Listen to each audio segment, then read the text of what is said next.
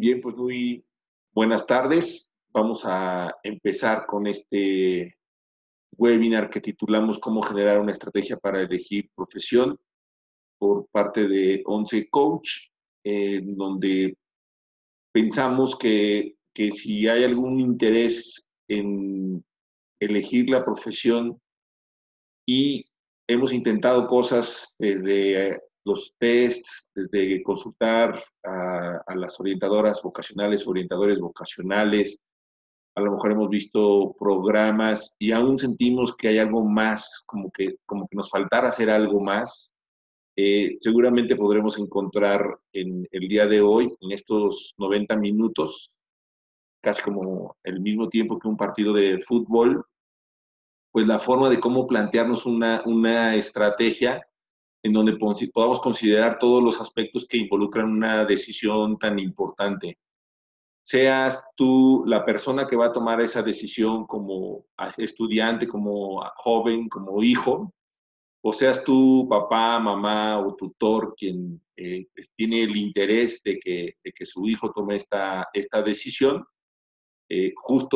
Parte de nuestra propuesta de valor es plantear cómo generar una estrategia conjunta, entendiendo que cada uno puede aportar cosas importantes y diferentes dentro de este proceso de toma de decisiones.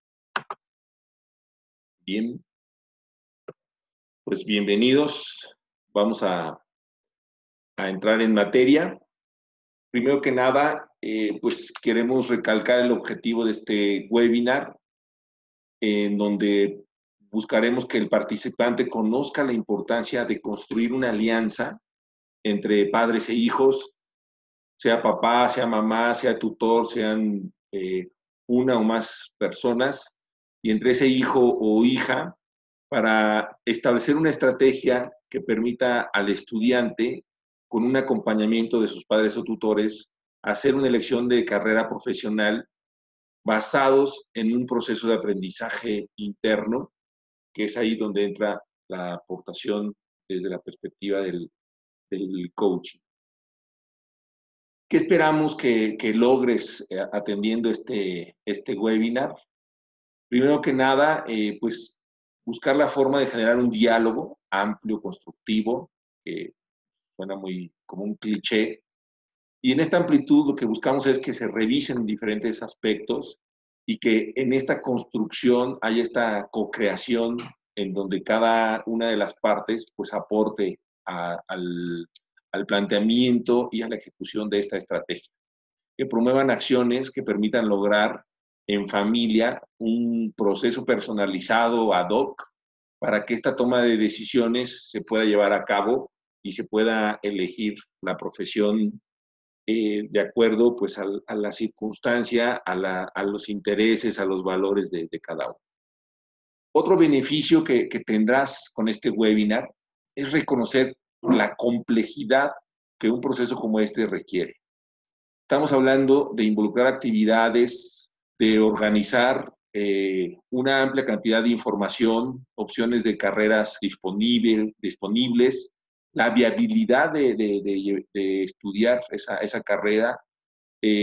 Bueno, también están las pruebas vocacionales, el análisis de capacidades, fortalezas del estudiante, incluso las condiciones geográficas que tienen que ser consideradas como diversos aspectos que van a influir en este proceso de toma de decisión, incluyendo pues las expectativas a veces no solo de los padres, sino de los familiares, de los amigos, de otras personas que puedan estar involucradas emocionalmente. Los valores, al final del día tiene que ser una profesión en donde la persona pueda vivir sus valores, que sea acorde con sus creencias, con sus sueños, con sus ilusiones, con las emociones y la razón de ser de quien estará estudiando la carrera a elegir. Y esa razón de ser, pues solo la conoce o solo puede salir pues de quien está tomando esa decisión, y para eso será tan importante el acompañamiento de sus papás. Y otro beneficio que consideramos que podremos lograr esta tarde es sentar las bases para formular esta estrategia en donde busquemos sumar o incluso multiplicar las capacidades de los involucrados en este proceso de decisión para elegir una profesión. ¿Qué les parece? Bueno, hemos organizado el webinar en 3 partes. La primera es plantearnos o tratar de tomar un poco conciencia de para qué nos serviría cambiar de perspectiva en este proceso de elegir profesión. Después vamos a entrar a la perspectiva neuropsicológica de cuáles son los aspectos que tenemos que considerar en este proceso de elección de carrera. Y finalmente, trabajaremos en cómo entablar conversaciones poderosas que permitan generar una alianza para diseñar y dar seguimiento a una estrategia conjunta, como hemos mencionado, entre padres e hijos. Bien, ¿quiénes estaremos esta tarde y noche con ustedes? Voy a presentar a nuestras ponentes o a nuestros conferencistas, estoy incluido ahí. Va a estar con nosotros Patti Iribe. Ella es coach profesional y de vida certificada por la Federación Internacional de Coaching, la ICF o ICF, con nivel de certificación ACC, experta en desarrollo humano a través de habilidades y herramientas de coaching. Ella también es facilitadora de talleres de productividad, administración del tiempo y técnicas de comunicación efectiva. Tiene 7 años de experiencia en coaching a través de especialización en diferentes ramas profesionales y personales, como es la inteligencia emocional, estilos de personalidad y liderazgo. Cuenta con certificación en coaching para niños, adolescentes, jóvenes y familias en el programa Kids Coaching Connection de Magnificent Creations Limited de Canadá. Es maestra certificada de yoga para niños en el programa mundial de Rainbow Kids Yoga. Facilitadora del método Resonance Repattering, basado en el manejo de la energía y modificación de patrones, y trabajó durante 17 años en empresas corporativas transnacionales de tecnología, tanto en áreas consultivas como en áreas de negocio, con enfoque de ventas ejecutivas y alianzas. Dentro de su experiencia profesional, se ha interesado por la gente, participando en iniciativas de diversidad e inclusión, en el voluntariado trabajando con familias, niños y adolescentes, egresada del Instituto Tecnológico de Monterrey, Campus Estado de México, del CEM, como licenciada en Sistemas Computacionales y Administrativos. Y pues bueno, más adelante estará con nosotros. Igual la puedo poner cuadro para ver si nos saluda. Hola, ¿cómo están? Muchas gracias por estar con nosotros. Esperamos que esta presentación les sea de utilidad y más adelante estaré platicando con ustedes. Muchas gracias, Patti. Bien. Gracias, Toño. También estará con nosotros Elba Carmona. Ella es neuropsicóloga desde hace 14 años, graduada del programa de maestría en psicología con residencia en neuropsicología clínica de la UNAM. También es licenciada en psicología por la UNAM en la Facultad de Estudios Superiores de Iztacala. Ha tenido la oportunidad de colaborar en los servicios de neurología, neurología pediátrica y neurocirugía de los hospitales 20 de noviembre, 1 de octubre del ISSSTE, en el Hospital General Centro Médico La Raza del IMSS y en el Instituto Nacional de Neurología y Neurocirugía Manuel Velasco Suárez. Como académica ha impartido las materias de clínica neuropsicológica 1, 2, 3 y 4, rehabilitación neuropsicológica 1 y 2, rehabilitación neuropsicológica 1 y 2 en el programa de maestría en psicología de la UNAM, y también imparte la materia de evaluación neuropsicológica en la Ibero, en el programa de licenciatura en psicología. Aquí está con nosotros, aquí al lado mío. Hola, ¿qué tal? Muy buenas noches a todos. Pues también bienvenida, Elba. Y bueno, su servidor soy Antonio Simancas. Escribí un libro que se llama El dilema de la concurrencia y cómo resolverlo con el coaching, por supuesto. Y bueno, mi experiencia está básicamente en el área del sector financiero y económico. Soy coach profesional de la ICF con credencial PCC y también soy formador de coaches en el programa de Creantum avalado por la ICF. Bueno, ya nos presentamos de este lado, antes de entrar aquí a la perspectiva. les agradecería si me pueden escribir a través del chat, pues su nombre, su rol, si son papá, hijo, mamá, maestro, en fin, y si fuera posible, obviamente para las damas no es este requisito, pues su edad. Y aquí los vamos leyendo.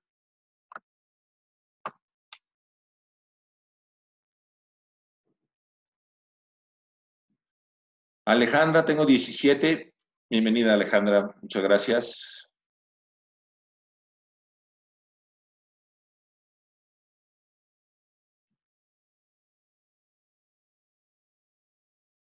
Digo, si no quieren poner su edad, como les dije, no hay necesidad. Nada más si ponen su nombre y su rol o en qué parte de la ecuación están en este proceso de elección de profesión.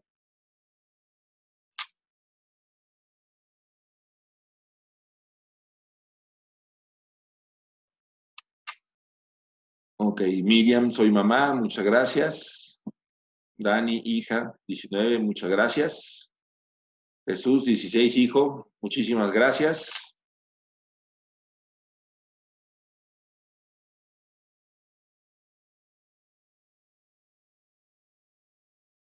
Ok, no sé si me falta alguien más.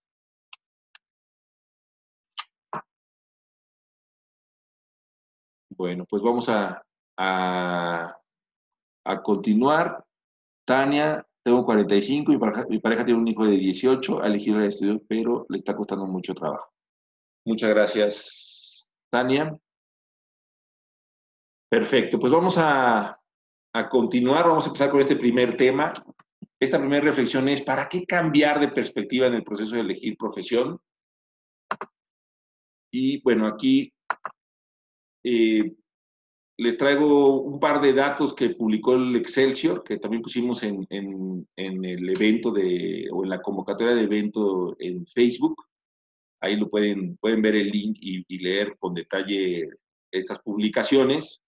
En una, entrevistando al Departamento de Orientación de la UDLA, de la Universidad de las Américas en Puebla, mencionan que aproximadamente 3 de cada 10 mexicanos, estudiantes mexicanos, cambian de licenciatura en su primer año de universidad. Entonces, hay un dato duro, fuerte, que tiene que ver con que, pues, después de un año, el joven se da cuenta que pues no eligió la carrera que realmente quería o que la elección que hizo al final pudiera no ser la más adecuada. Y en otro dato que publica de una investigación o de un estudio del Instituto en Investigación en Psicología Clínica y Social y Vocación Central, hablan de que entre un 30 y 40% de los jóvenes se equivocan al momento de elegir una carrera.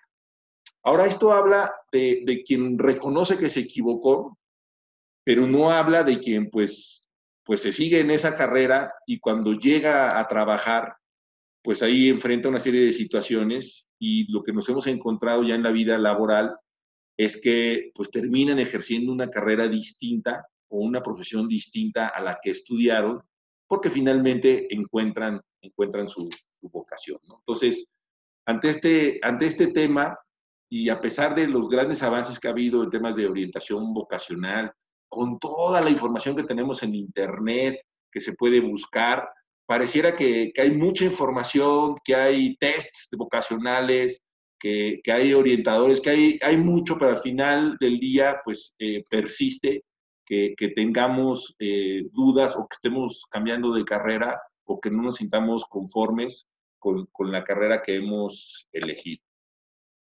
Entonces, esto nos lleva desde el coaching a plantearnos si debemos modificar nuestra perspectiva y cambiar o salirnos de los estilos tradicionales en los que habitualmente nos hemos manejado para tomar una decisión como esta, ¿no? Y esto tiene que ver, pues, en esta relación entre padre e hijo. Y aquí lo que les voy a plantear es un modelo en donde tenemos en un extremo un un padre que va a estar en un rol como autócrata, en donde él piensa que controla la situación si lo ordena, si lo instruye, si lo manda. Esto puede parecer como del siglo pasado o muy ajeno, pero nos sorprendería saber cómo aún todavía en estos procesos de elección de carrera existen padres o familias en donde pues ya pareciera que está la decisión tomada. No sé si han visto recientemente un comercial en donde está un joven diciendo que ya se decidió que va a estudiar abogado y en la mesa todos son payasos, ¿no? Están con su maquillaje y su nariz de payasos, ¿no? Entonces, vamos a ver, ¿qué pasó? No escuchan. ¿Sí me están escuchando? No sé si podamos verificar por el chat. Tengo un reporte aquí de que no me están escuchando.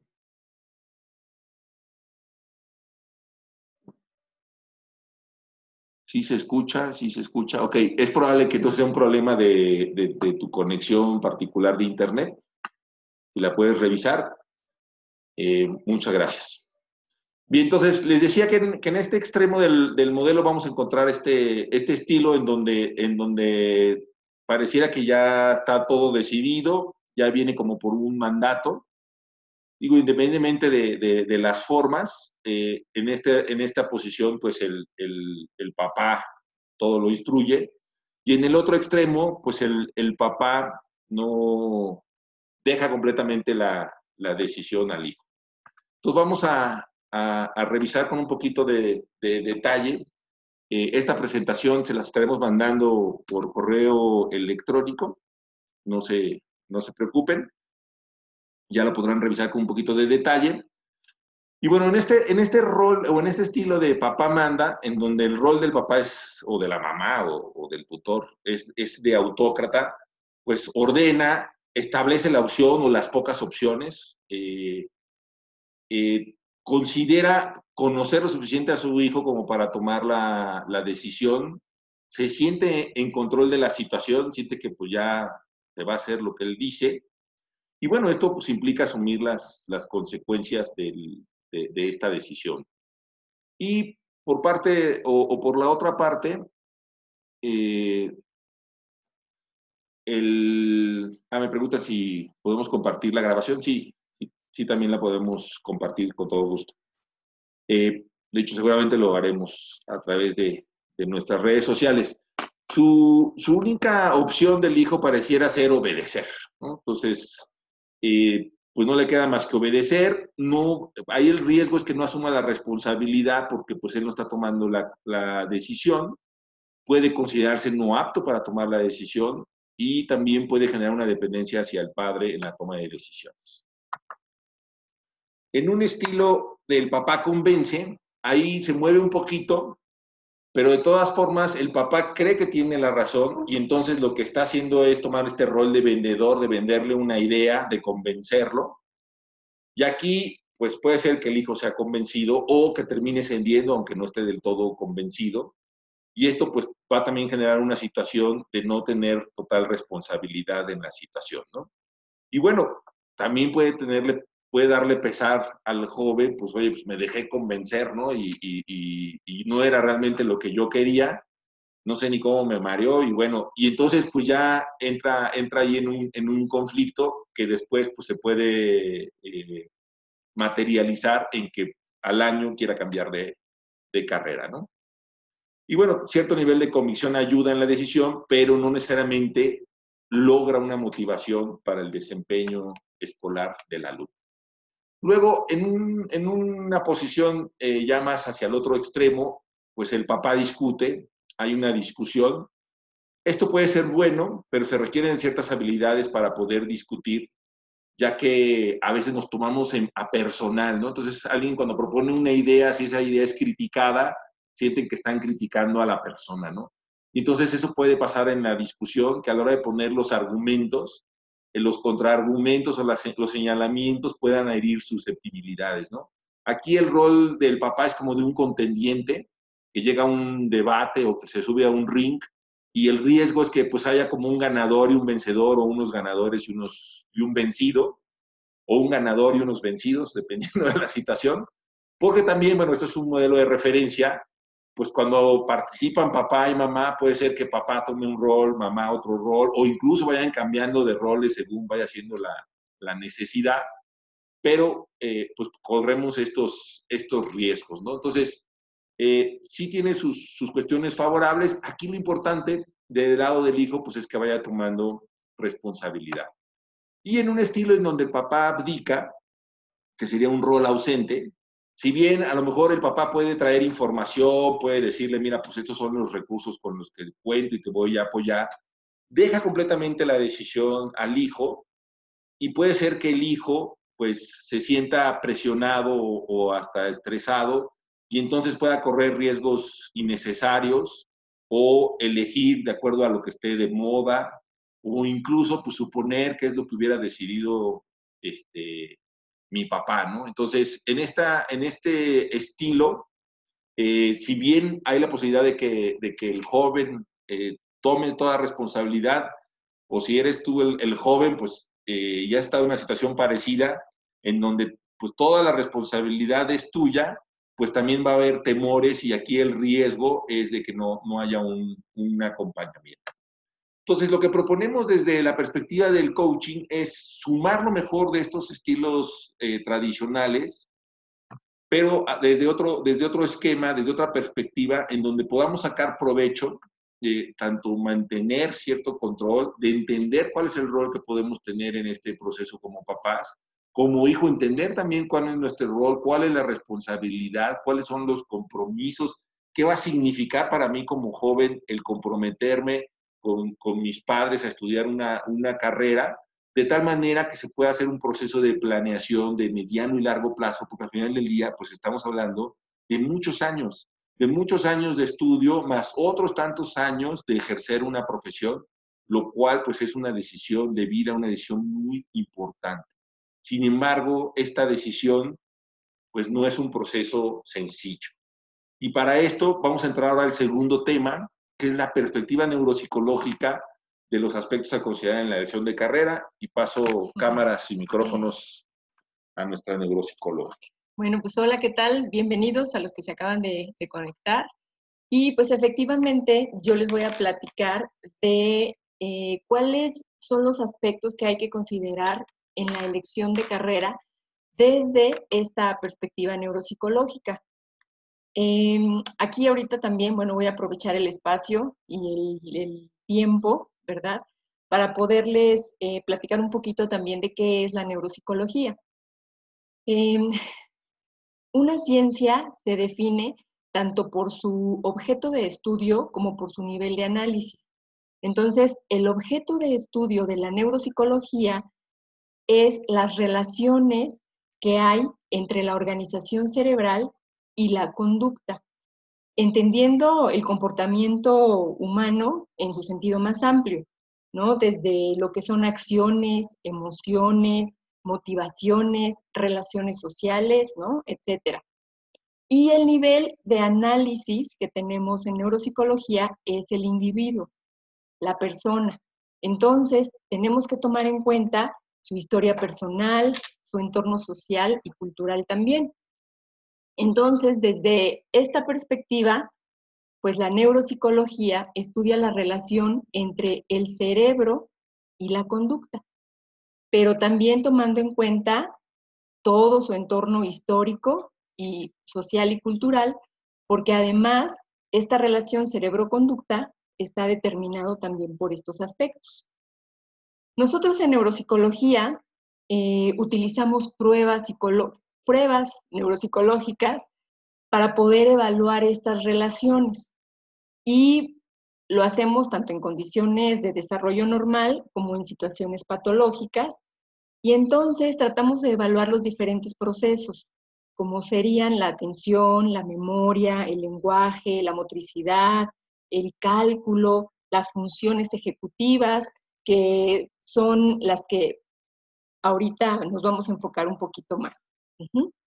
Bueno, entonces, poniéndonos en contexto, ahora sí, les voy a comentar que nosotros, desde que estamos en el vientre materno, aproximadamente a los 18 días después de la fecundación, comienza a formarse ya diversas estructuras cerebrales. Aquí en esta lámina que tenemos ahorita, pues podemos apreciar el desarrollo del sistema nervioso central y cómo con el paso de los meses, pues nuestro cerebro se va formando. Aquí pueden ver, miren, aquí a los 5 meses, a los 6, a los 9, ya están prácticamente casi todas las estructuras. Después, aproximadamente a los 280 días de gestación, es cuando nosotros nacemos. Así que inicia lo que le llamamos el periodo postnatal. El peso y el tamaño del encéfalo aumenta y a nivel celular hay cambios estructurales que son muy importantes para la maduración cerebral, tanto en la infancia como en la adolescencia. Y es así como desde esta perspectiva de la neuropsicología podemos empezar a establecer la relación entre la evolución de una función, como serían la memoria, el lenguaje, la atención, y su correspondiente criterio de maduración cerebral. Es decir, podemos tener indicadores de cuándo un niño va a poder caminar, subir escaleras, decir monosílabos, ¿no? Etcétera. Nuestro cerebro es muy complejo y una de las zonas de mayor complejidad son los lóbulos frontales. En esta imagen que tenemos aquí, es esta parte que está en color mostaza. Todo esto sería nuestro lóbulo frontal. Abarcan el 30% de la corteza cerebral. Los lóbulos frontales tienen un desarrollo más lento y prolongado que otras áreas cerebrales, logrando su máximo desarrollo hasta la tercera década de la vida. O sea, esto significa que aproximadamente entre los 21 y 25 años por ahí estaríamos pues terminando de concluir nuestro desarrollo en esta región cerebral. ¿Sí? Aquí en el esquema de abajo, aquí está también.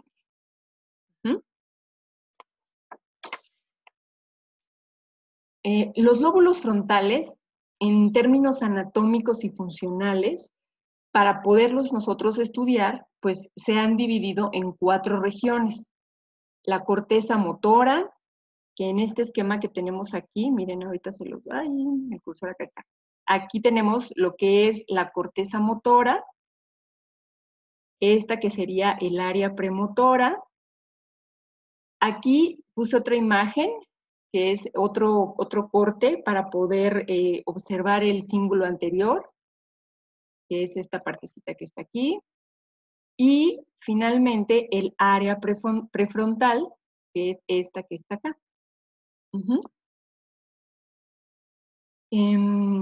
De estas 4 estructuras, la corteza frontal, la corteza prefrontal, que es la que tenemos aquí, en este color, es la de mayor relevancia en la integración de un proceso cognoscitivo denominado funciones ejecutivas, de las cuales vamos a hablar ahorita en un momentito más.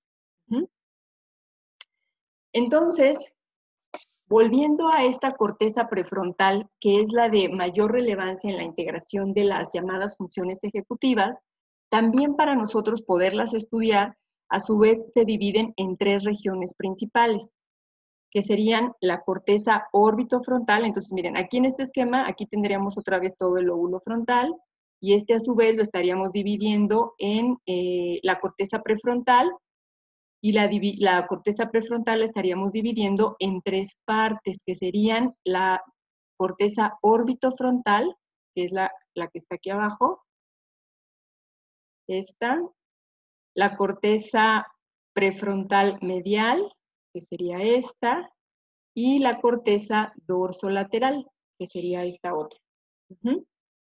Ahora fíjense, la corteza órbito frontal participa en la regulación de las emociones, la toma de decisiones y la conducta social.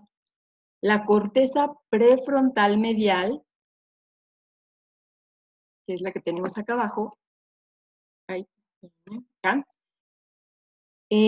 esta se relaciona con procesos de inhibición, es decir, con la capacidad de poder suprimir una respuesta, con poder solucionar conflictos, regular la agresión, los estados motivacionales, así como también el control atencional. Y la corteza prefrontal dorsolateral, que está acá arriba, ¿sí?, se relaciona con procesos más complejos, como la planeación, la abstracción, la memoria de trabajo, la solución de problemas, el monitoreo, el lenguaje. Entonces, estas tres áreas están relacionadas entre sí, pero también a su vez se relacionan con otras regiones también del cerebro. Entonces, esto significa que estas tres forman la corteza prefrontal, que es la que coordina e integra el trabajo de todas las demás estructuras. La corteza prefrontal también es muy sensible al ambiente neuroquímico. Esto quiere decir que en su desarrollo intervienen también los neurotransmisores, que estos neurotransmisores son sustancias químicas creadas por nuestro cuerpo, que van transmitiendo señales. Estas señales lo que transmiten es información, desde una neurona hasta otra, a través de unos puntos de contacto llamados sinapsis. Aquí está en este esquema, miren, aquí, bueno, estas serían las neuronas y aquí está cómo se comunican a través de estos puntos. Entonces, también estos neurotransmisores tienen una participación también en los procesos.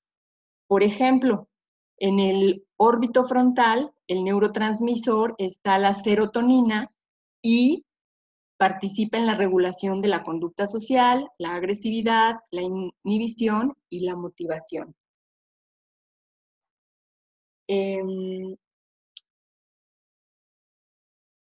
Todo esto de lo que les hablaba yo anteriormente y en lo que participan estas regiones que conforman a la corteza prefrontal, pues es lo que nosotros llamamos el funcionamiento ejecutivo.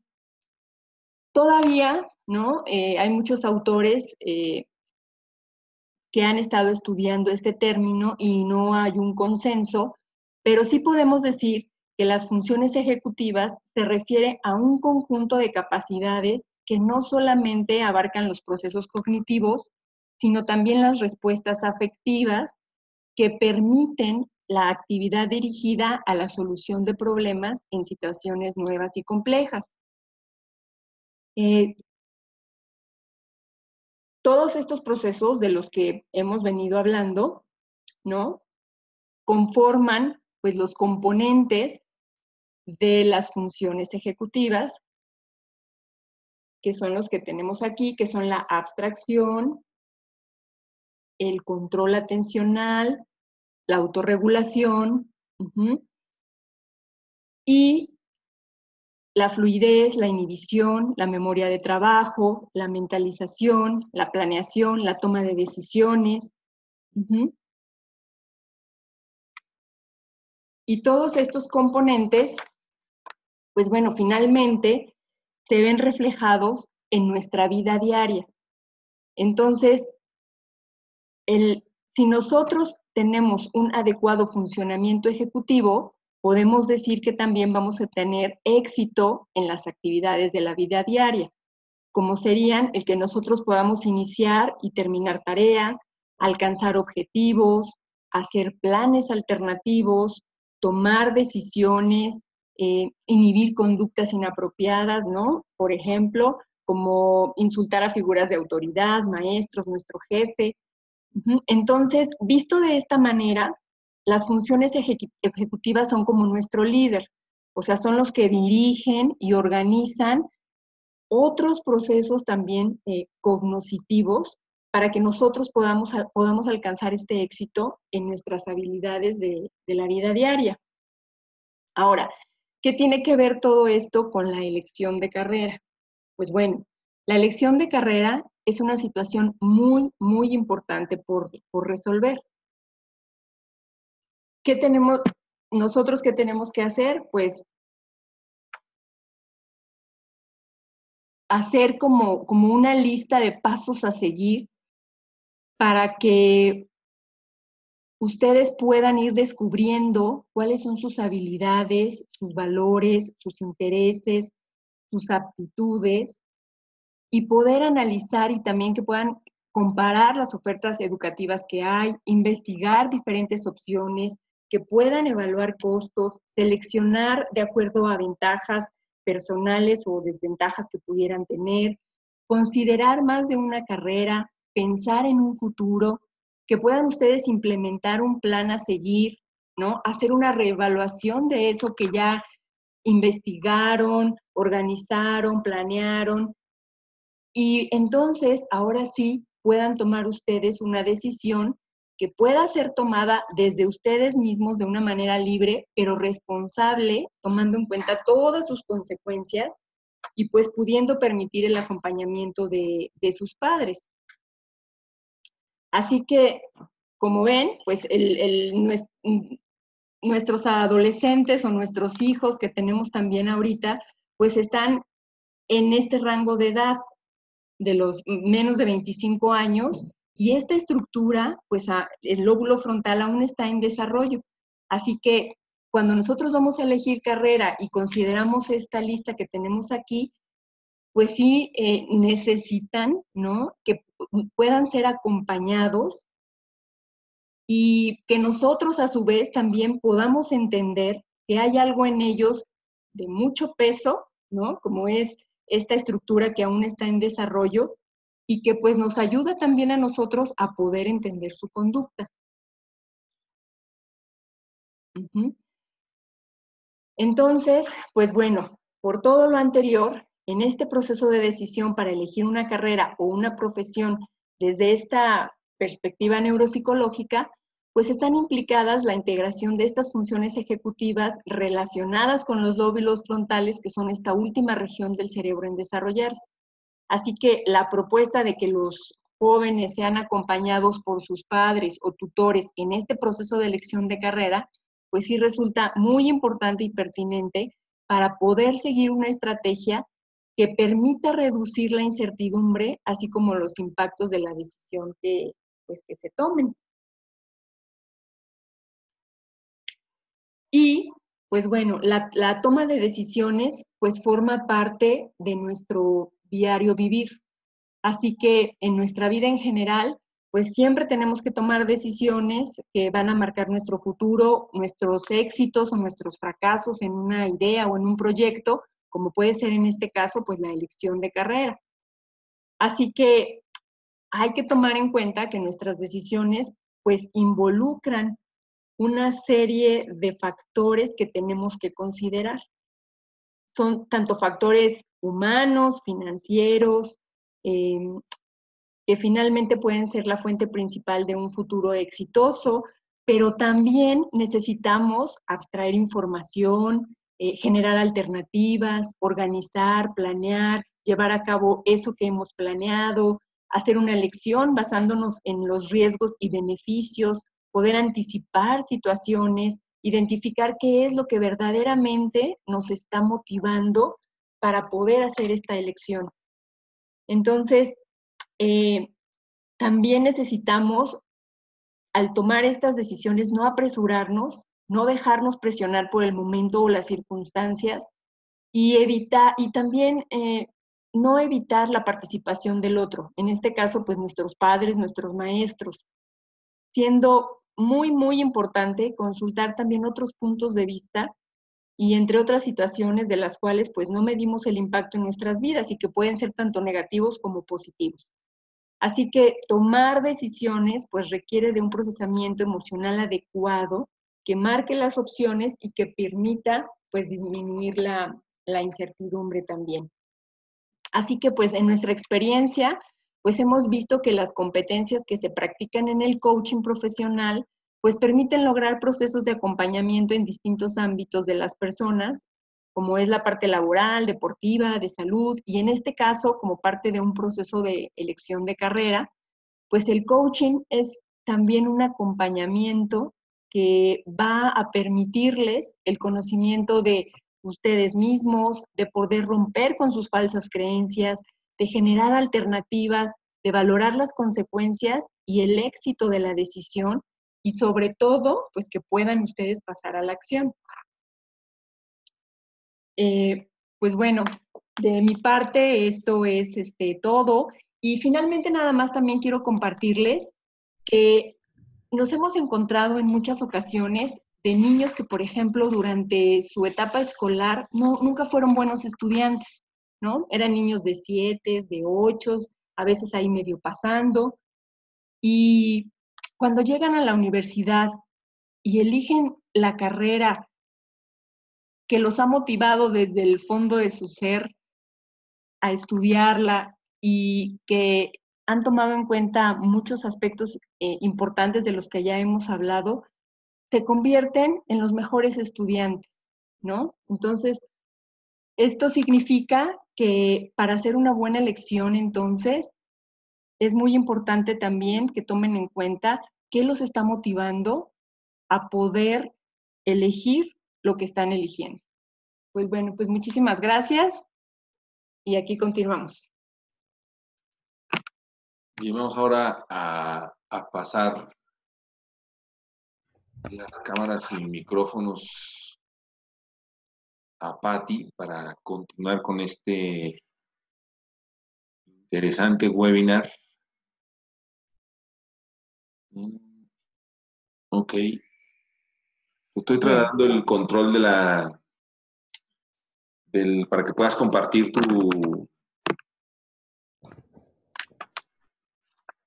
La siguiente parte. Sí. Perfecto. Bueno, gracias nuevamente por estar con nosotros. Lo que sigue aquí es que empecemos a ver cómo, basado en toda la información que Elba y Toño nos han compartido, es cómo iniciar una conversación que tenga la intención de generar alianzas poderosas. Cómo empezar a entablar este tipo de conversaciones. Y aquí lo que vamos a mostrar es cómo poder hacer la utilización de algunas técnicas de coaching que nos puedan favorecer justamente en crear estas conversaciones poderosas.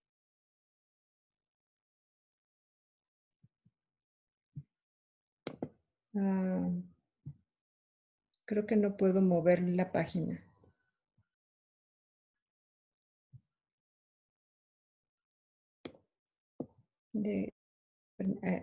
Gracias. Si quieres, me vas diciendo. Sí, adelante mejor. Y yo la voy avanzando.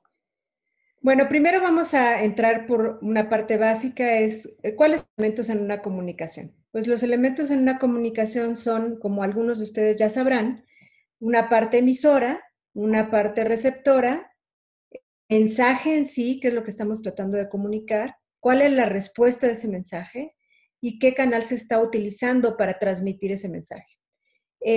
Adicionalmente, esto también tiene que ver con el entorno, qué hay detrás, cuál es el ambiente, cuál es la sensación que tienen los en la conversación. La siguiente, por favor.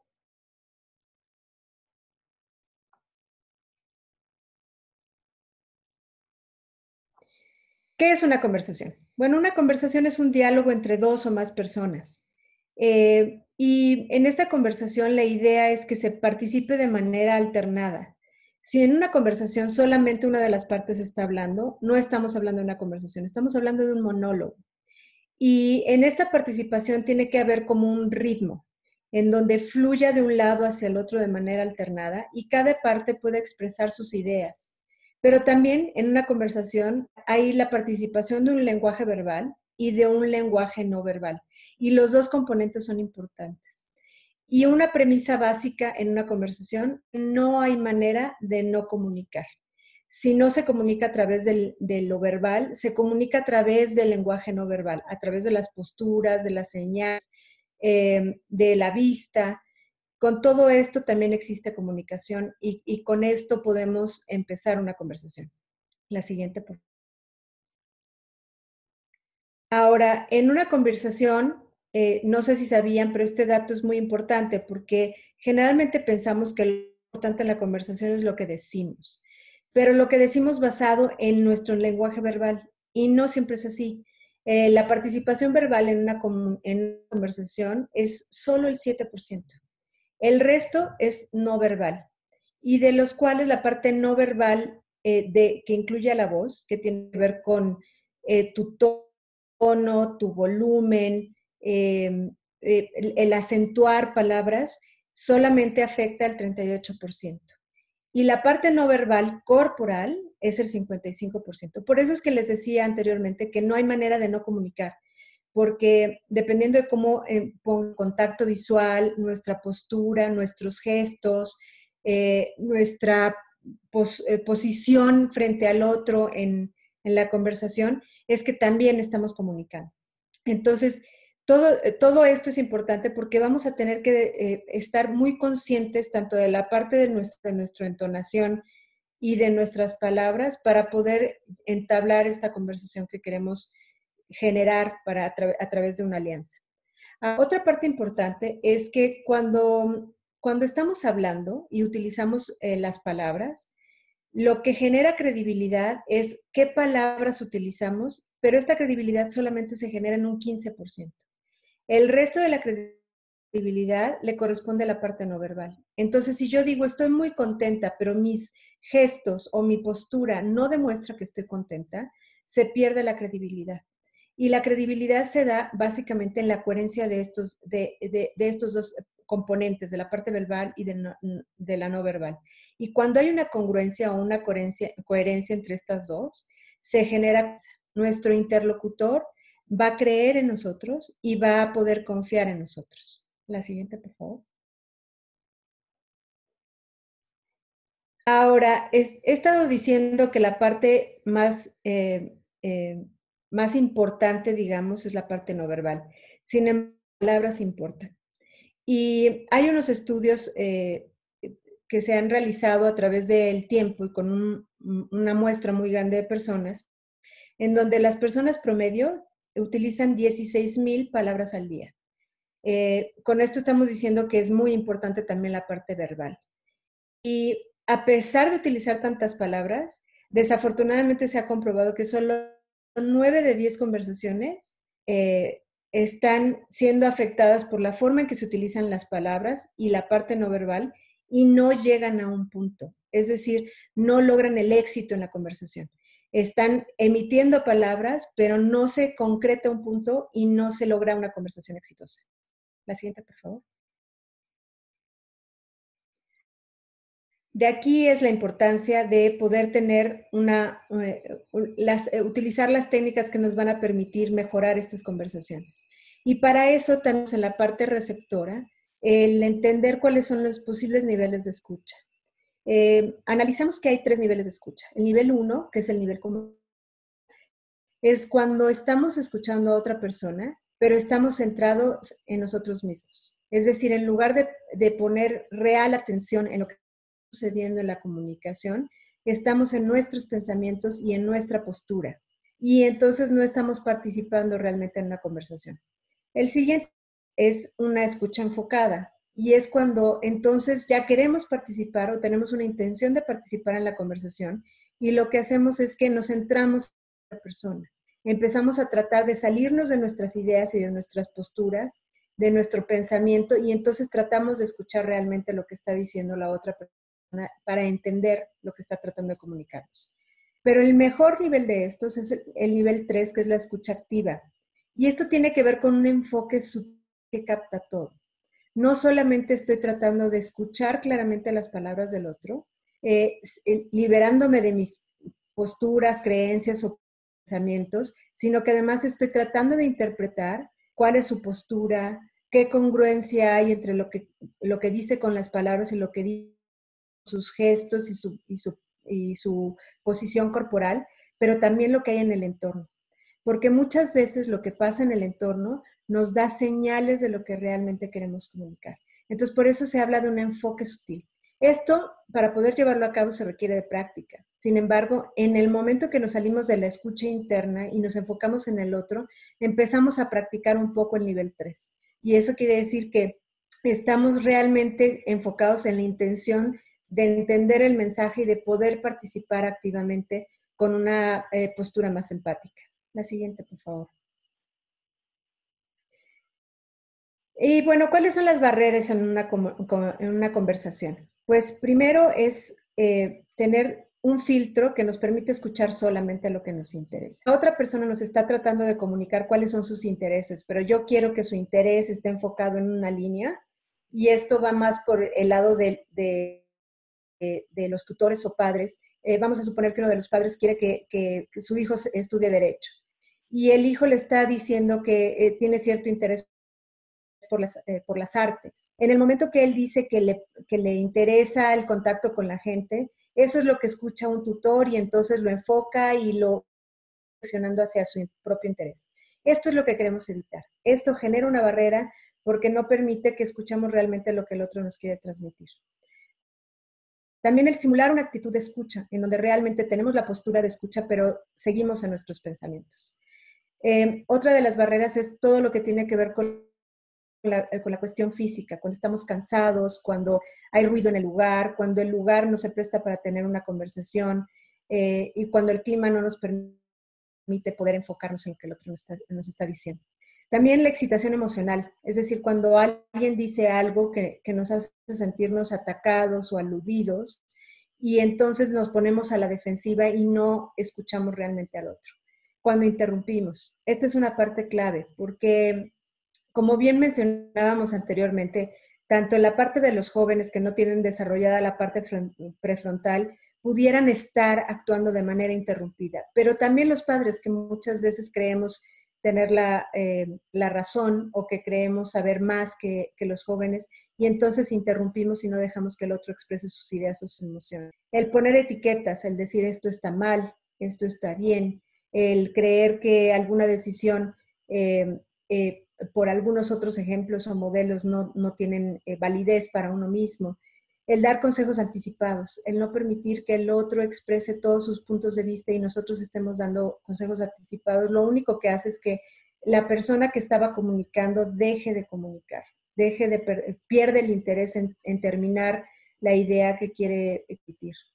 Cuando nos quedamos en nuestras conversaciones internas también es una barrera, que tiene mucho que ver con lo que mencionaba anteriormente del nivel de escucha uno, en donde el otro está comunicando, nosotros seguimos teniendo esta conversación interna de, por ejemplo, ¿cómo lo voy a convencer?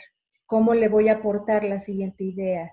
En vez de estar realmente escuchando. Cuando tenemos prejuicios, el ejemplo que ponía Toño del joven que quería ser abogado con la familia de payasos, pues el prejuicio podría ser de que todos en esta familia tenemos habilidades para ser payaso y ese sería un prejuicio. Y el no hablar en concreto y específico. Cuando le damos muchas con nuestras palabras, perdemos la atención de nuestro interlocutor. Y entonces, si no somos claros, si no decimos exactamente lo que queremos transmitir, podemos perder la atención. La siguiente, por favor. Ahora, ¿cómo podemos hacer un diseño y una estrategia conjunta? ¿Por dónde empezar? ¿Qué podemos hacer? Y bueno, por dónde empezar sería la siguiente. Y primero que nada, con los ejemplos que dimos de las barreras, es no interrumpir. Hacer un esfuerzo, si tenemos esta costumbre que es muy humana, el empezar a tratar de no interrumpir, de pedir la palabra, de esperar a que el otro termine su idea. El respeto a las opiniones ajenas. Si nuestra contraparte está dando su opinión y nosotros no creemos en esa opinión, el generar este respeto, esta área de respeto va a generar muchísima confianza, va a abrir las puertas para una comunicación mucho más abierta. El conectar con la emoción antes de hablar. El hecho de que alguien dijo algo en donde nos podríamos sentir aludidos, hacernos conscientes de esa emoción y entonces enfocarnos en la idea y no en lo que estamos sintiéndonos afectados, en si me estoy enojando, si me estoy alterando o si estoy perdiendo el interés, conectar con esa emoción para poder entender y después hablar. Y más que dar un consejo, hacer preguntas. Los padres, los maestros y tutores tenemos esta tendencia de dar consejos basados en nuestra experiencia, es decir, a mí me pasó y entonces te aconsejo que. Pero en vez de decir esto, es mejor preguntar, hacer muchas preguntas de hacia dónde va, de hacia dónde quiere el joven, cuáles son sus intereses, investigar más a través de preguntas para poder entonces tener un poco más de información para poder hacer nuestras aportaciones cuando nos la pidan. No monopolizar la conversación, es decir, hacer este intercambio que yo mencionaba donde fluye de un otro y no se queda solamente estancada en una sola parte. El controlar la impaciencia, es decir, cuando yo ya tengo una idea que quiero transmitir y el otro está de apurar al otro para que termine su idea y yo pueda empezar a hablar, es controlar esta impaciencia y empezar a ritmo adecuado y congeniar en este ritmo. Y no cambiar el tema continuamente, porque entonces nos vamos a perder y no vamos a llegar al objetivo que era de alguna manera establecido de manera inicial. La siguiente, por favor. Y también, ¿cuáles serían los de escucha afectiva? Pues primero enfocarse en la persona para que sepa que lo estamos escuchando. Si yo estoy dentro de mis pensamientos, aunque no lo crean, se nota. Aunque yo esté viendo a la persona, se nota que no estoy siendo escuchada. Puede ser un poco en la mirada, puede ser un poco en su postura, pero es importante que nos enfoquemos en la persona para que él se sienta escuchado. Y otra manera de establecer estos tips de escucha es hacernos conscientes no solo de nuestras palabras, sino también de nuestro tono de voz, de nuestro volumen, de cuál es el lenguaje corporal que entiendo, de cuál es mi postura. Si estoy con los brazos cruzados, si estoy echado para atrás, si estoy hacia el frente, si tengo mis manos tocando mi cara, cosas de ese estilo pueden afectar esta comunicación.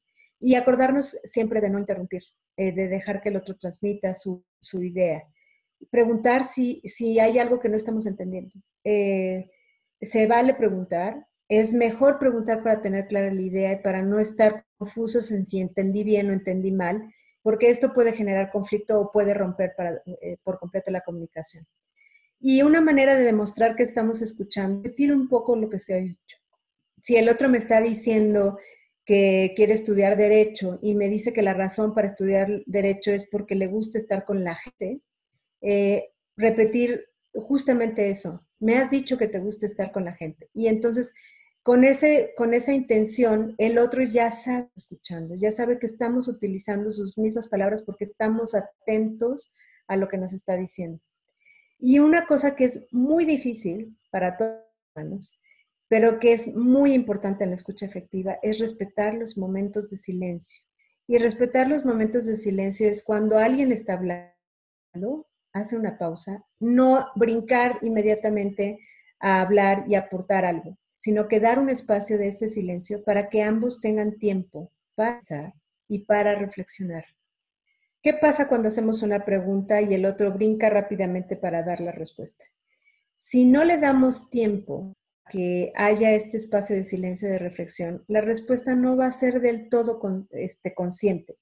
En ese sentido, si nosotros hacemos una pregunta y el otro no está respondiendo, hay que dar esa pausa, hay que dar ese tiempo de reflexión para que conteste no lo que tiene mecánicamente preparado o lo que al otro le gustaría escuchar, sino que pueda hacer una reflexión y nos pueda contestar con la verdad. La siguiente, por favor. Ahora, ¿qué pasa si llegamos al conflicto? Y al conflicto no necesariamente significa que estemos en pleito, pero que no estamos de acuerdo. Bueno, lo primero es que nos centremos en la idea, en el problema y no en la persona. Muchas veces cuando estamos en el conflicto lo que hacemos es que empezamos a decir cosas hacia la persona y dirigir cosas hacia la persona. Y lo que necesitamos es enfocarnos en la idea en la que no estamos de acuerdo o en el problema o en la situación. Por ejemplo, si estamos en conflicto entre un maestro y y un estudiante, y el estudiante dice que él no es bueno para las matemáticas, y el maestro dice, claro que eres bueno, lo que pasa es que no crees en ti mismo y lo que te falta es autoestima. Ahí ya no nos estamos enfocando en el problema, nos estamos enfocando en la persona y estamos calificando de alguna manera a la persona. Lo que tenemos que hacer es enfocarnos en la idea del joven o del estudiante. También ser empático y percibir la perspectiva del otro. Eso nos abre la puerta a no enfrascarnos en nuestra idea, sino que nos ponemos en los zapatos del otro tratando de entender por qué él tiene esa idea, por qué tiene esa creencia o por qué tiene ese deseo. Actuar con sensibilidad y tacto es no brincar a la agresividad o a ser defensivos, sino que empezamos a tratar de ser sensibles de lo que está realmente sucediendo y lo que queremos transmitir, lo que queremos entender de lo que se está transmitiendo. Aclarar nuestros puntos de vista de manera calmada y racional, dándonos mucho en nuestro tono de voz, en nuestra postura corporal y expresar nuestros sentimientos de manera abierta y respetuosa. Algo que se recomienda en todas las conversaciones es decir, yo siento que no estoy siendo escuchada, siento que esta conversación me está enojando o me está irritando. Cuando expresamos estos sentimientos, la contraparte entiende que ya hemos llegado a un punto en donde estamos afectando a otros y no necesariamente que estamos con la disposición de pelea. Cuando empezamos a hablar de nuestros sentimientos de manera abierta y respetuosa, otro también se predispone a hacerlo igual. Y cuando comunicamos nuestros sentimientos, entonces tenemos abierta la puerta a una comunicación enfocada a la alianza. Tener siempre una actitud negociadora, es decir, ¿qué estoy dispuesto a dar o a ceder en esta conversación para que sea un éxito común? Para que logramos lo que tanto la otra parte desea como lo que yo deseo. Entonces, actitud negociadora es ¿cómo voy a poner yo en la mesa algo para negociar? ¿Qué puedo ceder? ¿Cómo puedo participar? ¿Cómo puedo generar una nueva idea? Y aceptar que somos diferentes por cosas diferentes, aunque seamos de la misma sangre, tenemos diferentes estilos, diferentes personalidades y por eso podemos respetar que nuestras diferencias de distanciarnos nos pueden unir y ampliar perspectivas y evaluarlas. Es decir, yo estaba cerrada una idea y lo que voy a hacer es abrir posibilidades, tener más ideas en la mesa, en el mapa o en la visión para poder evaluar los pros y los contras de cada una de ellas y poder tener más opciones a elegir. La que sigue, por favor.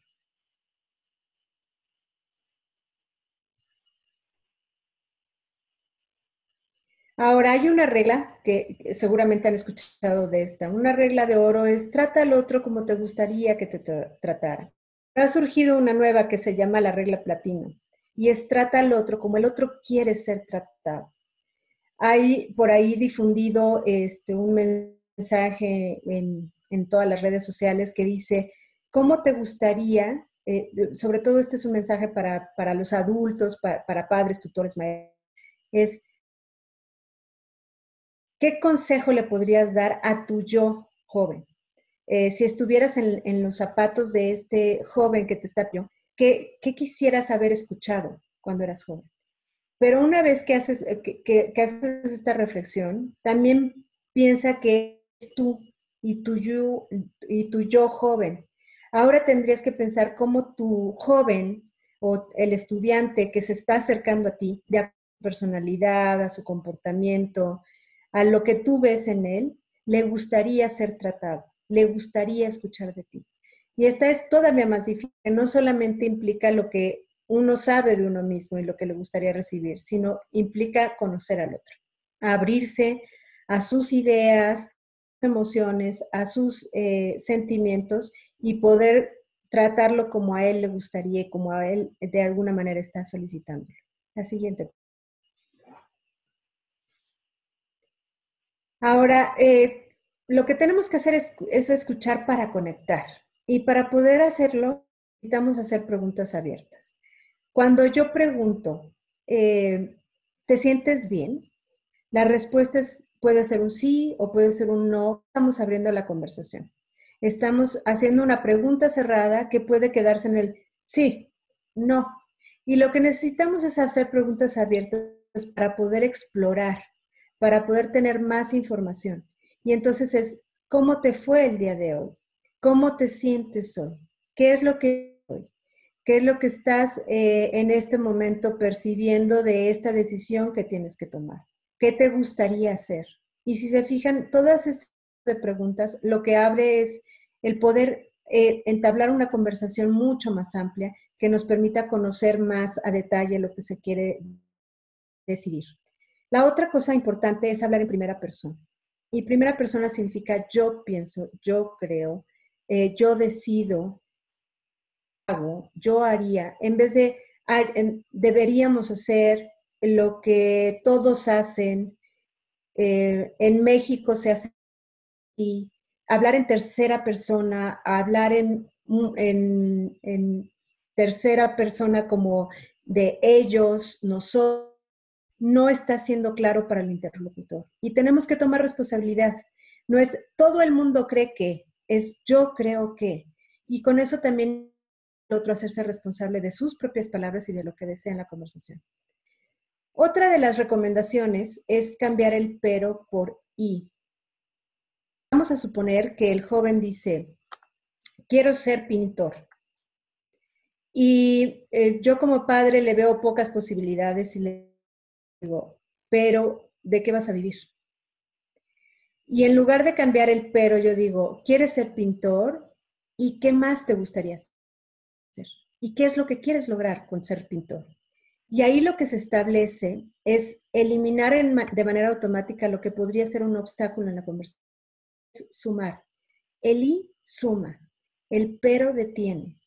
Y lo que hace el pero es que evita que el otro siga conversando o se sienta cómodo con la conversación. El y lo que hace es que ayuda a favorecer a ir creciendo y a ir sumando en la conversación. Entonces, para eso necesitamos ejercitar mucho nuestra conciencia, nuestra manera de hablar. Y lo mismo de la otra manera, si el padre es el que comunica algo, el joven es el que también tendría que poner esta postura de, ok, estoy escuchando y ¿qué más podemos hacer? En vez de obstaculizar justamente la idea de esa persona. Otra de las cosas que se recomiendan para conectar es cambiar el no puedo, por me cuesta trabajo, lo voy a intentar. Esto genera, a través de lo que comentó Elba, es que también genera algo en nuestro cerebro que lo que permite seguir abriendo nuestras puertas de posibilidades. Cuando yo digo, no puedo hacer eso que me pides, o no puedo con las matemáticas, lo que estamos haciendo es que ya no le abrimos la puerta a las posibilidades de estudiar algo que ha involucrado matemáticas, aunque sea en un porcentaje muy bajo. Lo que se puede decir automáticamente con el me cuesta trabajo, pero lo voy a intentar, es que se abre las posibilidades de manera cerebral y uno ya tiene la disposición de hacer un intento por algo que a lo mejor no genera un obstáculo y podría generar un obstáculo de manera motivacional. Cambiar también el debo o tengo por el quiero. Esto es lo que quiero. Quiero hacer esto. Quiero que decidas. Quiero que estudies. Quiero que seas exitoso en vez de procurarte. La siguiente sería no generalizar. No decir todos en esta familia somos contadores o todos los hombres deben de mantener la casa o todas las mujeres deberían de estudiar artes. No generalizar porque eso limita también las posibilidades. Evitar comparar. El hijo de mi compadre ya decidió y ya es firme en su decisión. Tu hermana decidió la carrera que nosotros le recomendamos. Eso también minimiza la posibilidad de abrir estas conversaciones y lo que hace es que la otra persona se sienta totalmente invadida en este espacio de posibilidades. Y reconocer los logros con apreciación. Es, tú has tomado decisiones positivas, tú me has apoyado en estas decisiones y aprecio que me estés apoyando o que me des libertad para tomar estas decisiones. Entonces, cuando reconocemos de ambos lados, lo que vemos es que nos sentimos invitados a seguirlo haciendo, a seguir participando. La siguiente, por favor. Y lo que viene aquí es crear posiciones. es estimular a exponer ideas, el poder plantear diferentes alternativas. Y una vez que tengamos todas estas alternativas, aunque parezcan locas, poder ordenarlas y darles una prioridad para poder tomar la decisión. ¿Por qué es más importante una que la otra? ¿Por qué una me interesa más que la otra? Y motivar también a que se tome su propia decisión, a que no se sienta acorralado a una idea que estamos tratando de vender, pero sí ir apoyando el camino. Reconocer cuáles son las decisiones sanas. Y decisiones sanas es una vez que tenemos ordenadas estas alternativas, poder decir cuáles son los pros y contras y cómo se pueden ver las consecuencias para que las consecuencias sean siempre positivas. Y mostrarle como adultos, con el ejemplo, cómo nosotros también tomamos decisiones, cómo hemos llegado a tomar decisiones y cómo podemos vivir con las consecuencias de esas decisiones. La siguiente, por favor.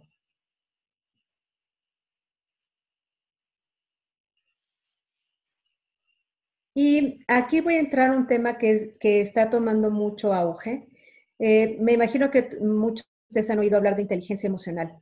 Pues hay un nuevo término que se llama inteligencia conversacional. Y es la habilidad programada y que se puede aprender para conectar, navegar y crecer con otros, basada en nuestra necesidad de construir relaciones más sanas y resilientes para enfrentar los cambios.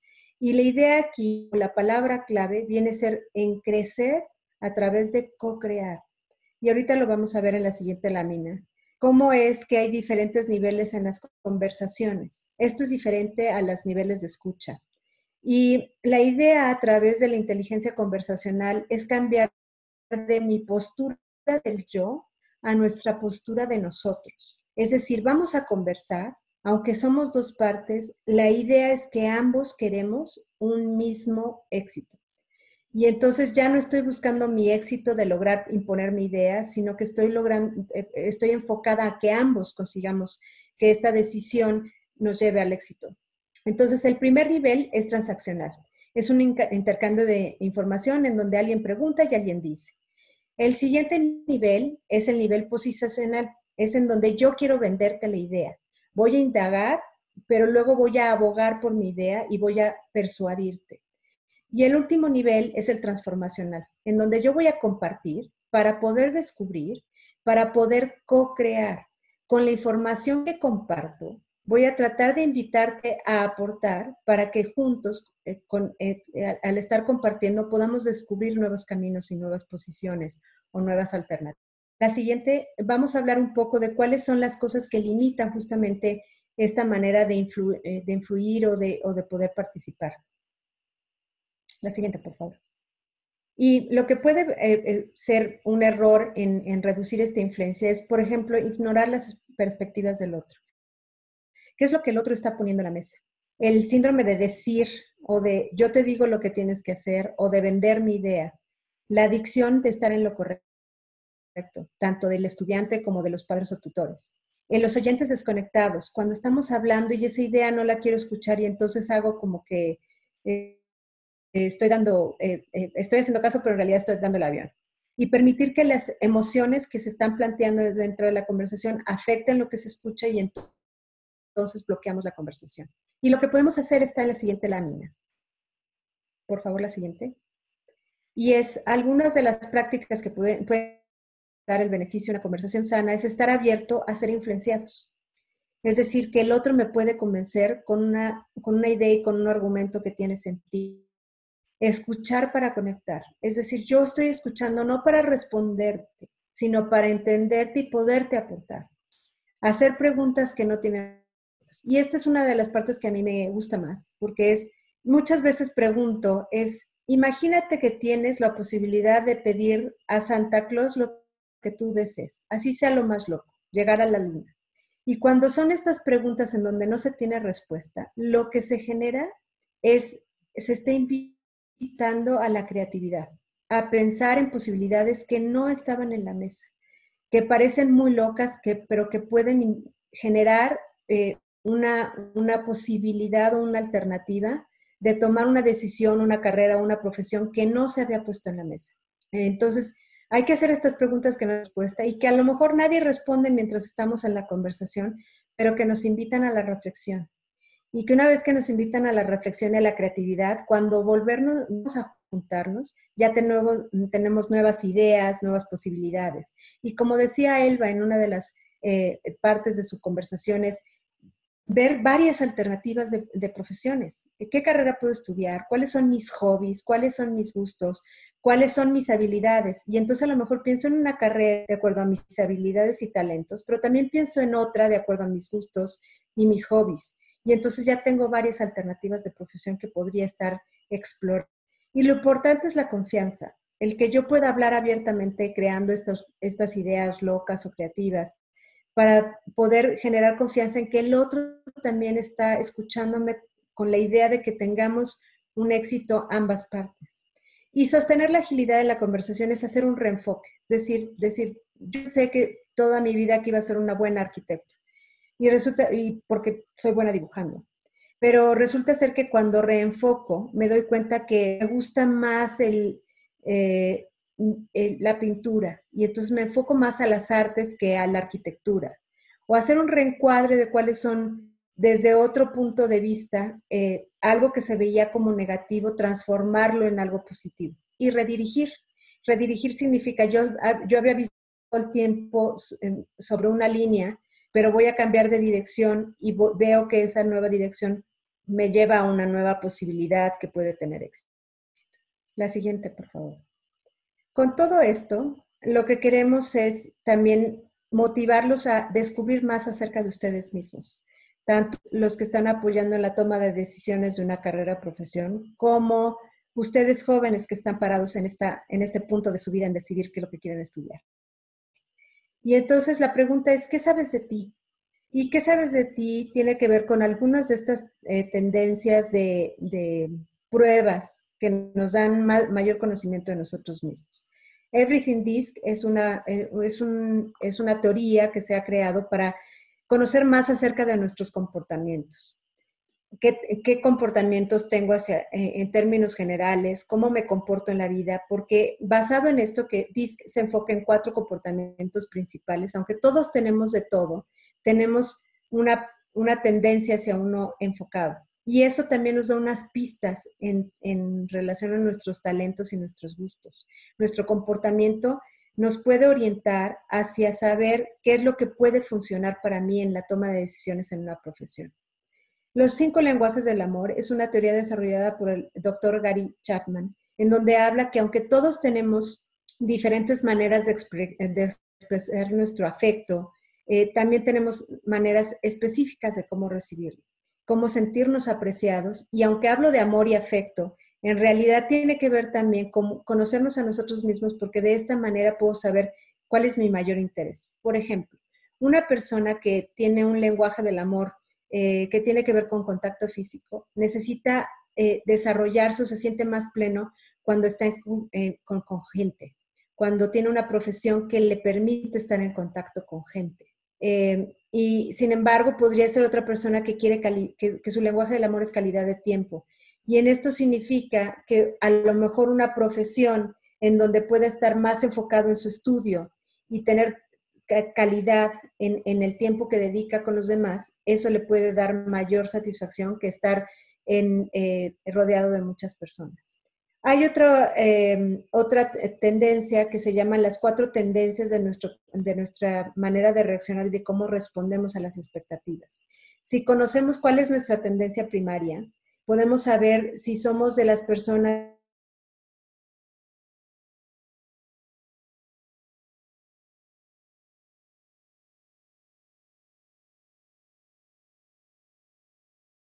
la tendencia es hacia cubrir las expectativas de los demás. También tenemos algunos tips que nos permiten saber cuáles son el tipo de carreras o de profesiones en las que nos podemos enfocar, porque cumplimos primero las expectativas de otros antes que las internas. Y así, dependiendo de la tendencia que tengamos.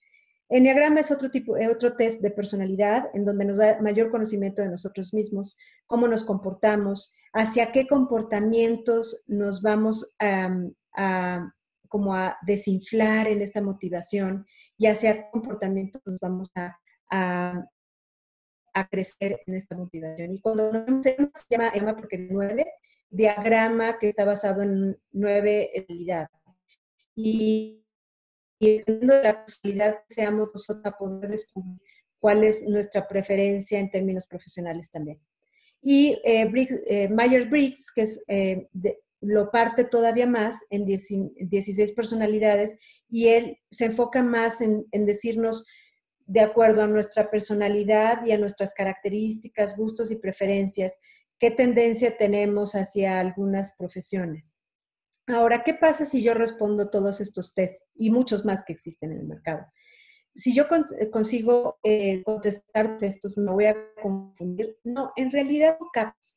Y este conjunto de capas me ayuda a ir determinando cuáles son mis preferencias y mis habilidades y qué talentos puedo explotar a través de la decisión de mi carrera. Si yo sé más de mí, tanto padres como estudiantes, puedo aportar más en estas conversaciones y puedo descubrir más cuáles podrían ser las carreras que me benefician o la profesión en donde yo me voy a sentir satisfecho una vez que tome la decisión. La siguiente, por favor. Y con esto lo que podemos hacer es, si se fijan en el siguiente diagrama, lo que hacemos con este tipo de conocimientos de nosotros mismos es que conozco quién soy yo, tanto en mi mente, en mis pensamientos, como en mi cuerpo, como en mi espíritu, cuáles son las posibilidades que tengo para poder hacer un mejor diseño de mi propósito de vida, poder expresar mejor a través de la profesión que elija y establecer conexiones con los que estoy interactuando, de tal manera que todas esas conexiones me apoyen en el desarrollo de mi vida profesional. Y con esto concluyo yo mi parte. Y si ven, todas estas cosas que hemos estado comentando están basadas en técnicas que podemos ayudarles a desarrollar para que puedan tomar como tips para apoyarse en esta conversación que puede favorecer la toma de decisiones.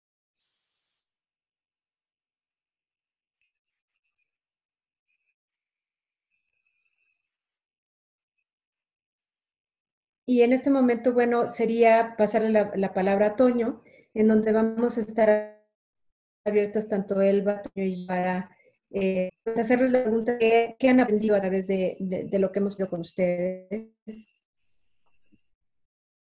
¿Qué es lo que les pudiera servir en este proceso de toma de decisiones? Y a qué se pueden comprometer a poner en práctica algo de lo que hemos conversado y cuándo y dónde poder entrar en acción. Y esto es para tanto los padres, tutores, maestros, como para los estudiantes que están en este dilema.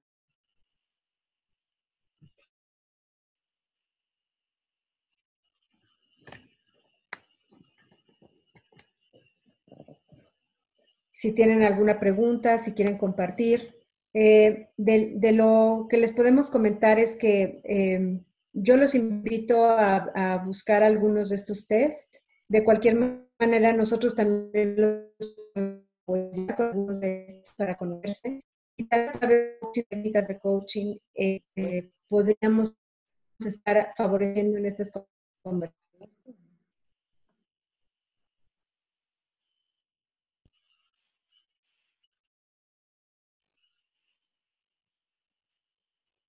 ¿Alguna pregunta que tengan por ahí? La pueden hacer por chat, la pueden hacer por micrófono. Sí, hay una opción para como levantar la manita. Y les podemos abrir el micrófono o si lo quieren escribir por el chat con toda confianza.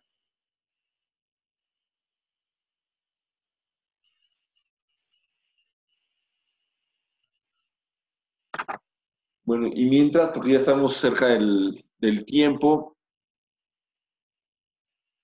también les hacemos unas sugerencias de algunos libros que podrían estar siendo de utilidad para leer y avisarles también de algunos cursos que tendremos próximamente por si es de su interés. El 28 de abril tendremos una sesión abierta de nuestro programa de formación en coaching por si les interesa indagar más sobre las competencias del coaching que puedan ser de utilidad en este proceso. También viene la Coaching Week o la Semana Internacional del Coaching del 7 al 13 de mayo. Ahí también estaremos presentando un webinar gratuito con estos temas. Y en junio tenemos previsto arrancar un taller de competencias para padres e hijos en el proceso de elegir profesión, en donde ya trabajaríamos en desarrollar estas habilidades que nos ha platicado Patti, así como estas referencias desde la perspectiva de la neuropsicología que nos ha platicado Elba. Y en este taller, pues trabajamos parte por separado con los papás y con los hijos, y al final cerramos con una colaboración conjunta que nos pueda ser de utilidad. Bien, aquí ya tenemos algunos planteamientos. Dice, muchas gracias por toda esta información, de verdad me funcionó. Dice, mi hija tiene 3 carreras a elegir, aún no decide cuál. Ella nos pide 6 meses para tomar una decisión correcta. ¿Es válido? No sé si Ali quiera, Patti o Elba, comentar algo de esta pregunta.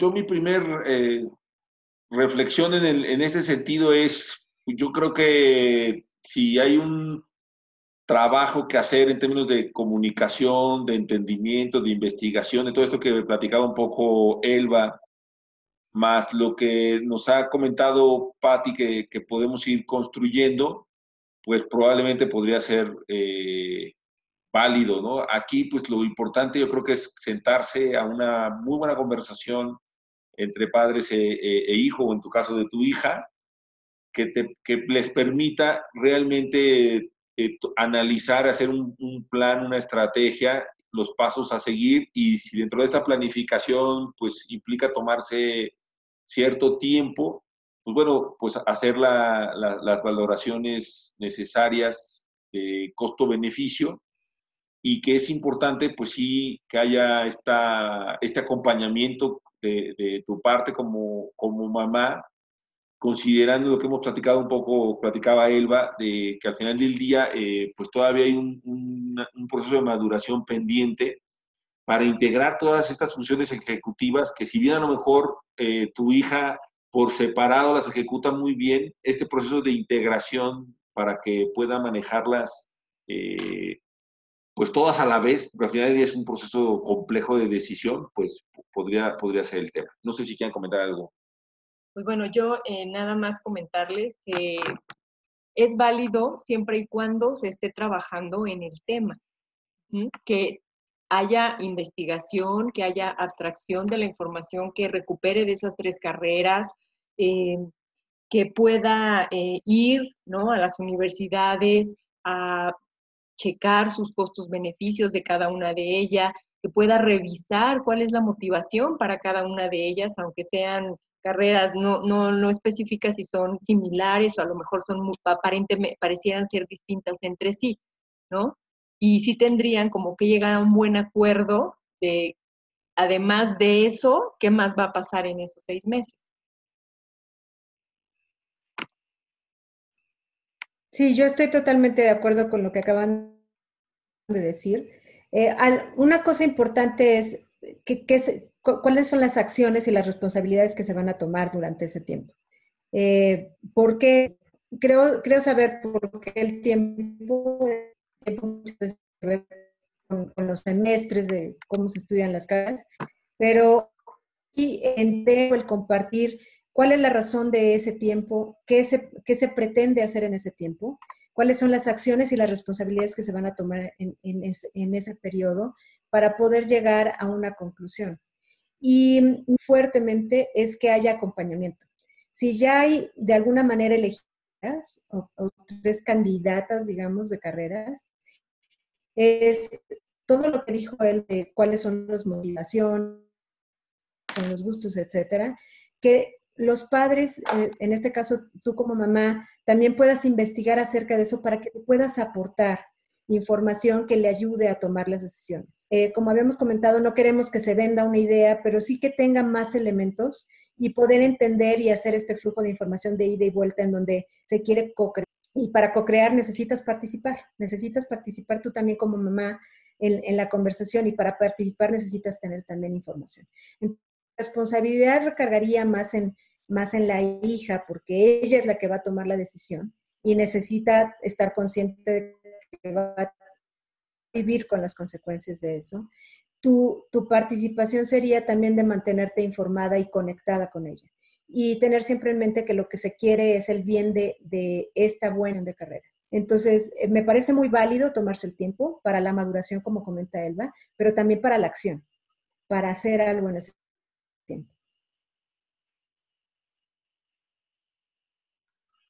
Dice, muchísimas gracias, todo me sirvió muchísimo. Pues buenísimo, ahí quizás unos tips adicionales que ya los platicaba un poquito Patti, pues buscar como hacer este análisis de la persona, en este caso la hija, para que encuentre como esa parte que la haga sentir el ser, ¿no? A lo mejor este diagramita final que nos ponía Patti, me voy a regresar un poquito. Yo creo que ahí está el gran tema, ¿no?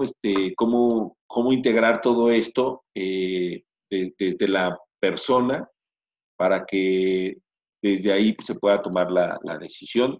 Y bueno, pues obviamente trabajando con las conversaciones. Ahora, también algo muy importante es también no dejar esta decisión al último momento, ¿no? Que ya cuando estamos en el último semestre de la preparatoria y entonces en ese momento quieres decidir y entonces ya te alcanza el tiempo de los exámenes y de todo lo que tienes que preparar y organizar para poder entrar junto como vas con el año. Entonces sí es importante también que no dejen esta toma de decisión tan importante al final y que sí empiecen a prepararla con mucho tiempo, ¿no? Antes, para que en el momento en el que ustedes ya vayan a salir, pues ya tomen también su decisión de una manera, pues lo más adecuada para cada uno de ustedes. Buenísimo. Pues no sé si existe alguna otra pregunta.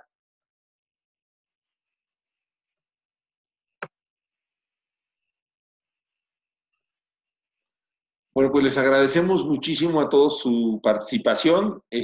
Muchas gracias a Patti Iribe, a Elba Carmona, por su colaboración en este webinar. Estamos pues en comunicación vía nuestras redes sociales y como ya les comentamos, pues tendremos otros eventos y bueno, aquí nos agradecen la plática. Muchas gracias a Miri. Y bueno, pues gracias a todos ustedes. Hasta la próxima. Muy buenas noches. Buenas noches.